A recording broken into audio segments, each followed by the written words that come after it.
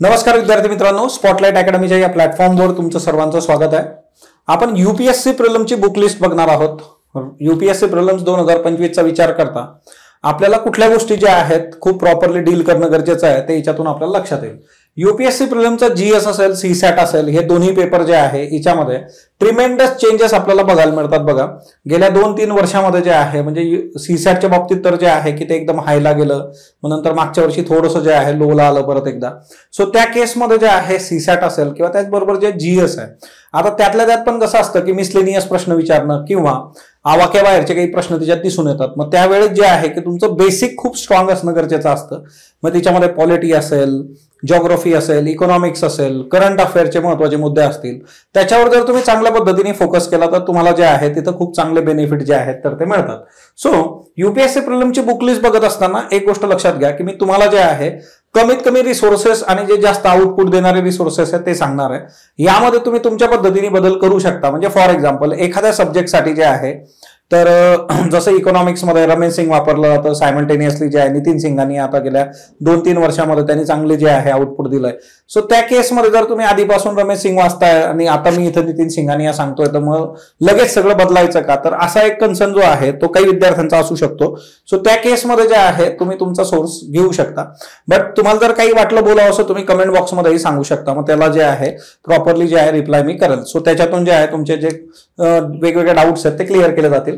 So असं होऊ शकतं कारण रेफरन्स बुक जे आहेत तिथं एकापेक्षा जास्त बऱ्याच ठिकाणी जे आहे ऑप्शन्स आहेत. सो त्याचा विचार करून त्या गोष्टी आपण जे आहे सामंजस्याने डील करणं गरजेचं असतं.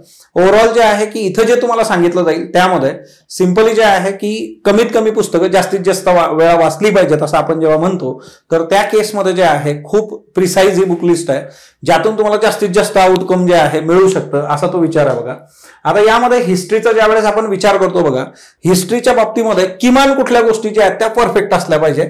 6वी ते 12वी पर्यंतचे हिस्ट्रीचे एनसीईआरटी जे आहेत ते तुम्ही खूप प्रॉपरली कळून पेणं गरजेचं आहे. बघा, यामध्ये जे आहे तमिळनाडूच्या टेक्स्टबुकचा पण त्याच्यामध्ये रेफरन्स येतो, पण मी सजेस्ट करेल की तुम्ही किमान जे आहे आधी हे रिसोर्सेस जे आहे ते डील करा. आता याच्यामध्ये 6वी, 7वी आणि 8वीचे जर एनसीईआरटी बघितले, बघा अवर पास्ट 1, अवर पास्ट 2 आणि अवर पास्ट 3 जे आहेत तुम्हाला इथं जे आहेत ते एनसीईआरटी पण प्रॉपरली दाखवलेले आहेत की तुम्हाला कुठले एनसीईआरटी जे आहेत तर ते वाचायचे आहेत. त्याच्यानंतर जे आहे 9th आणि 10th जे आहे तर 9th आणि 10th चे एनसीईआरटी इंडियन कंटेम्पररी वर्ल्ड 2 जे आहे, इंडियन कंटेम्पररी वर्ल्ड 1 जे आहे, बघा 9th आणि 10th चे जे आहेत 2 एनसीईआरटी.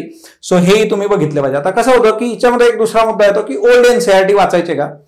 ओल्ड एनसीईआरटी जर तुम्ही आधी केलेले असतील तर ठीक आहे, पण आता सध्या जे आहे की हे एनसीईआरटी तिथं आहे थीम्स ज्याला आपण म्हणतो की ज्या ऑलरेडी जे आहे सिलेबसला आता आहे तर याच्यावर पकड असणं गरजेचं आहे.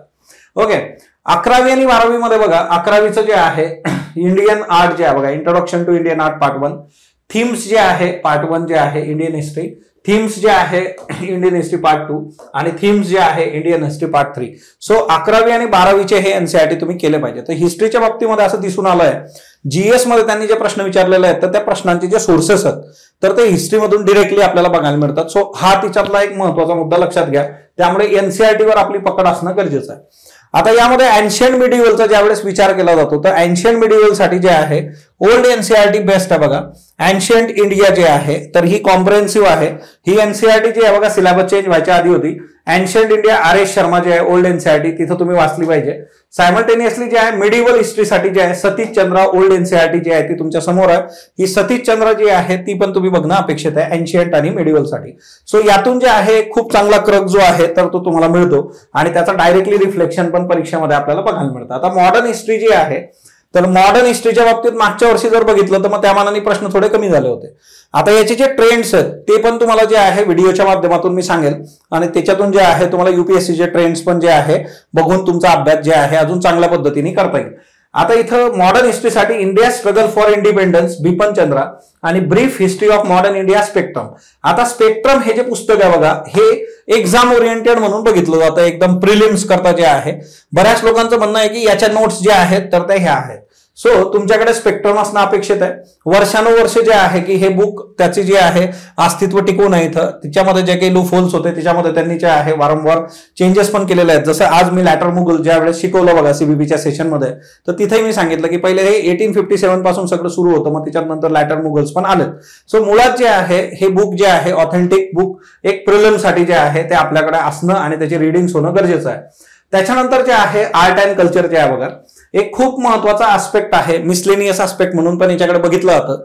आर्ट अँड कल्चरच्या बाबतीमध्ये जे आहे नितीन सिंघानिया हे एक रेफरन्स बुक तुम्ही जे आहे वाचू शकता.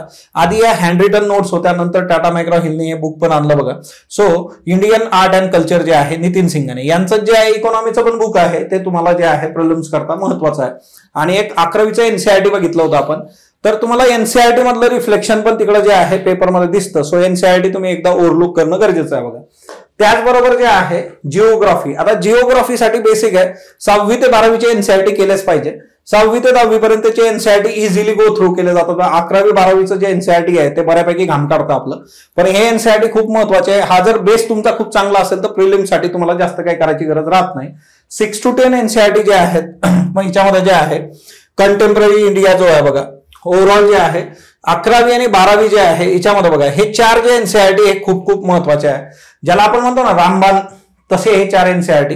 याच्यामध्ये Indian people economy, human geography, fundamentals of physical geography and physical environment जे आहे बघा हे 4 एनसीआरटी. हे एनसीआरटी असे आहे की याच्या एक एक ओळीवर प्रश्न बनवू शकतो आणि तुम्ही हे खूप चांगल्या पद्धतीने केले पाहिजेत. आता जिओग्राफीमध्ये एनसीआरटी बरोबर जीसी लिऑंग जे आहे बघा, okay, so certificate physical and human geography. आता जीसी लिऑंग जे आहे ह्या पुस्तकात क्लायमेटचा पार्ट जो आहे तो खूप चांगला करा आणि क्लायमेटच्या पार्टवर तसे प्रश्न पण आपल्याला विचारले जातात. आता सायमल्टेनियसली बघा करंट असेल आणि जिओग्राफी असेल, ऍटलास शिवाय ते डील होऊ शकत नाही. म्हणजे मॅप शिवाय जिओग्राफी है ना, तर हे जे आहे नवरा किंवा नवरी शिवाय लग्न करण्यासारखं आहे बघा. सो बेसिकली जे आहे ऍटलॉस जो आहे तो खूप प्रॉपरली तुम्ही डील करणं गरजेचं आहे. ज्या ज्या प्लेसेस न्यूजमध्ये येतात त्या तुम्ही बघितल्या पाहिजे. सायमल्टेनियसली जिओग्राफीमध्ये जे जे तिच्यामध्ये महत्वाचे रिजन्स आहेत ते तुम्ही इकडून केले तर ते बेस्ट असणार आहे. जसं जे आहे बघा वेगवेगळे समुद्र, मग त्याच्या आजूबाजूला येणारे देश वगैरे जे आहे असे आपण करंटमध्ये त्या गोष्टी करून घेत असतो, पण तुम्ही सिन्सिअरली जे आहे स्वतः ऍटलासचं रीडिंग करणं जे आहे ते केलं पाहिजे. पॉलिटीमध्ये जे आहे 6वी ते 12वीचे एनसीआरटी जे आहेत ते गरजेचे आहेत. एनसीआरटी एक खूप चांगला कन्सेप्च्युअल बेस आपल्याला देतं. आपण जर गेल्या काही वर्षामध्ये बघितलं असेल तर युपीएससी प्रिलिम्सचे जे पेपर आहेत त्याच्यामध्ये कन्सेप्च्युअल प्रश्न विचारण्याकडे त्यांचा कल जो आहे तो आहे पॉलिटीच्या बाबतीमध्ये, आणि ते कन्सेप्ट तुम्हाला इथून फार चांगले क्लिअर होतात. आता याच्यामध्ये जे आहे बघा सोशल अँड पॉलिटिकल लाईफ असेल, social political life part 1, part 2, part 3. त्याच्यानंतर जे आहे democratic politics part 1, democratic politics part 2, political theory आहे बघा, इंडियन कॉन्स्टिट्यूशन ॲट वर्क. हे 11वीचं बुक जे आहे ते खूप खूप महत्वाचं NCERT. Politics in India since independence खूप खूप महत्वाचं पुस्तक हे पण जे आहे, आणि कॉन्टेम्पररी वर्ल्ड पॉलिटिक्स. म्हणजे या 2 पुस्तकांशिवाय तर तुम्हाला सरकताच येत नाही पुढं. हे 2 एनसीआरटी तुम्ही खूप सिन्सिअरली जे आहेत तर ते डील केले पाहिजेत. आता याच्या पलीकडे जर आपण गेलो बघा तर पॉलिटी जे आहे तिच्यामध्ये एम लक्ष्मीकांत मोस्ट रिकमेंडेड मध्ये आपण बघतो. आता सध्या याचं 7th एडिशन मार्केटमध्ये आहे. सो इंडियन पॉलिटीचं जर तुमच्याकडे रिसेंट एडिशन नसेल तर तुम्ही ते बघितलं पाहिजे. कारण काय होतं बघा की जे नवीन एडिशन आणि त्याच्याबरोबर नवीन चेंजेस आहेत ते एक्झाम ओरिएंटेड जे आहेत ते असतात. कारण शेवटी पेपर सेटरला पण 4 नवीन गोष्टी पाहिजेत, कारण तो रुटीन याच्यामध्ये त्या गोष्टी बघत जातो, तर काहीतरी त्याला नवीन भेटलं तर मग तो मुद्दा. आणि याच्यामध्ये जवळपास 12 चॅप्टर्स जे आहेत तर ते नवीन आहेत. हे 12 चॅप्टर्स युट्यूबवर ऑलरेडी मी टाकलेले आहेत, तिथून पण तुम्ही ते बघू शकता. सायमल्टेनियसली डीडी बसू आहे, बट हे कसं आहे ना की तुम्हाला कन्सेप्च्युअल अंडरस्टँडिंग जर खूप चांगली पाहिजे असली तर you can go for DD बसू. म्हणजे हे कन्सेप्च्युअल अंडरस्टँडिंगचं पुस्तक आहे, बट स्टील जो विद्यार्थी फ्रेशर आहे बघा त्याने जे आहे याच्यावर काम करणं फार गरजेचं आहे. ओके, त्याच्यानंतर नेक्स्ट वन जे आहे ते म्हणजे इकॉनॉमी. इकॉनॉमीमध्ये 9वी ते 12वीचे एनसीआरटी जे आहेत ते तुम्ही बघितले पाहिजेत. मग हिच्यामध्ये तुम्हाला मॅक्रो इकॉनॉमिक्स, त्याच्यानंतर इकॉनॉमिक डेव्हलपमेंट जे आहे बघा, Indian economic development very very important. हे जे एनसीआरटी आहे ते खूप खूप महत्वाचं आहे. त्याच्याबरोबर जे आहे बघा मायक्रो इकॉनॉमिक्स आणि इकॉनॉमिक डेव्हलपमेंट. आता याच्यामध्ये बघा हे जे मॅक्रो आणि मायक्रो इकॉनॉमिक्स 12वी वाले पुस्तक आहेत बघा, तर याची ग्लॉसरी तुम्ही चांगली बघा. ग्लॉसरी काय असतं, प्रत्येक एनसीआरटीच्या बॅकसाईडला जे आहे तुम्हाला काही टर्म्स दिलेल्या असतात, त्या टर्म्स तुम्ही प्रॉपरली डील केल्या पाहिजे. त्याला ग्लॉसरी म्हटलं. आता नाही तुम्ही जर बघितलं पीवायक्यूज तर त्याच्यात कितीतरी पीवायक्यूज हे ग्लॉसरीतून जसेच्या तसे आलेले आहेत बघा. Okay, then Indian economy by Nitin Singhania 5th edition जे आहे आता रिसेंट मार्केटमध्ये असणार. बरेच लोक रमेश सिंग पण जे आहे ते प्रेफर करतात, कारण ते बुक याच्या आधी होतं, पण ते बरंचसं बल्की होतं. आता तिच्यामध्ये त्यांनी बरंच जे आहे कट शॉर्ट करून त्याला प्रिसाईज बनवण्याचा प्रयत्न केलेला आहे. ते आधीपासून ट्रेंडिंग आहे बघा, पण तिच्यामध्ये हे बुक जे आहे ते सुटसुटीत आणि जास्त एक्झाम ओरिएंटेड मला वाटतं. सो तुम्ही जे आहे तुमच्या पद्धतीने जर आधीपासून ते वाचत असाल तर जस्ट एकदा याला ओव्हरलुक करू शकता. ज्या विद्यार्थ्यांना ऑलरेडी आता जे आहे नव्याने सुरुवात करायची, ज्यांच्याकडे आधीपासून काही बेस नाही, तर ते याच्यासाठी जे आहे जाऊ शकता डिरेक्टली जे आहे. ओके, इकॉनॉमीच्या बाबतीमध्ये करंट आस्पेक्ट फार महत्वाचा असतो. Economic survey of India, budget जे आहे, अशा गोष्टी, तिच्यामध्ये येणाऱ्या स्कीम्स, तिच्यात नवीन येणारे कन्सेप्ट, हे तुम्ही केले पाहिजे. हे ऑलरेडी युट्यूबवर आपण घेत असतो बघा, याचे लेक्चर झाल्यानंतर. करंटमध्ये खूप महत्वाचा हा आस्पेक्ट आहे. त्याच्यानंतर नेक्स्ट वन जे आहे एन्व्हायरमेंट जे आहे बघा. आता एन्व्हायरमेंट साठी शंकरायचं बुक जे आहे ते आधीपासून वापरलं जात होतं. ही पण सुरुवातीला एक नोट होती, खूप पॉप्युलर होती, नंतरच्या काळात मग ते बुक झालं. एन्व्हायरमेंटसाठी जे आहे बघा, हा दुसरा एक सोर्स आता काही दिवसांपासून पॉप्युलर आहे, तो म्हणजे PMFIS एन्व्हायरमेंट जे आहे बघा. सो असे 2 बुक्स आहेत, यातून कुठलंही एक बुक जे आहे तर ते एन्व्हायरमेंटसाठी आपण जे आहे तर ते वर्क करू शकतो बघा. त्यानंतर जे आहे सायन्स अँड टेक्नॉलॉजीचा जर आपण विचार केला तर तिच्यामध्ये सायन्सचे जे NCERT आहेत बघा, 6वी ते 10वी, ते तुम्ही बघितले पाहिजे. 6 to 10 जे आहे तर ते NCERT तुम्ही खूप प्रॉपरली बघितले पाहिजे बघा.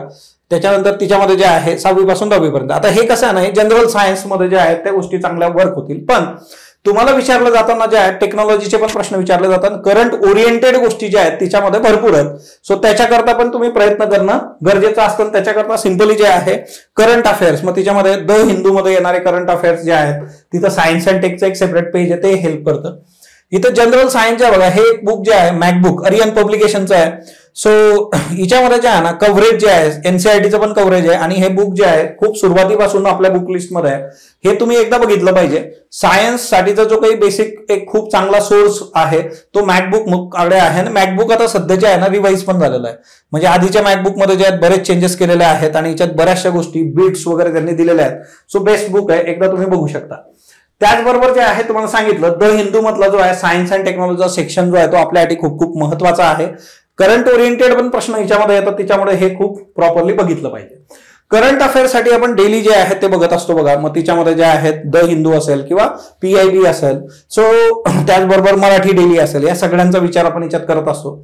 आणि जर तुम्ही कन्सेप्च्युअल याच्याने गेलात, महत्वाच्या टर्म्स वगैरे रेग्युलर सगळे लेक्चर्स केले, तर इथून तुम्हाला जे आहे खूप चांगले बेनिफिट जे आहेत तर ते मिळू शकतात.